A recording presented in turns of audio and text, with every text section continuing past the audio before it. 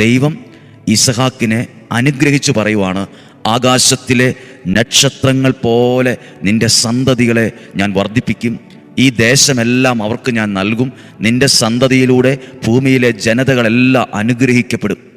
കാരണം അബ്രഹാം എൻ്റെ സ്വരം കേൾക്കുകയും എൻ്റെ നിർദ്ദേശങ്ങളും കൽപ്പനകളും പ്രമാണങ്ങളും നിയമങ്ങളും പാലിക്കുകയും ചെയ്തു. അക്കാരണത്താൽ ആകാശത്തിലെ നക്ഷത്രങ്ങൾ പോലെ നിന്റെ സന്തതികളെ ഞാൻ വർദ്ധിപ്പിക്കും, ഈ ദേശമെല്ലാം അവർക്ക് ഞാൻ കൊടുക്കും, നിന്റെ സന്തതികളിലൂടെ ഭൂമിയിലെ ജനതകൾ അനുഗ്രഹിക്കപ്പെടും.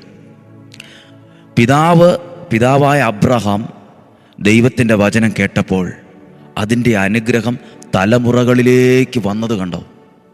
ആ റീസൺ കണ്ടോ? ആ കാരണം കണ്ടോ? കൃത്യമായി എഴുതിയിട്ടുണ്ട്. കാരണം, എന്ത് കാരണത്താലാണ് ഇത്ര വലിയ അനുഗ്രഹം വന്നത്?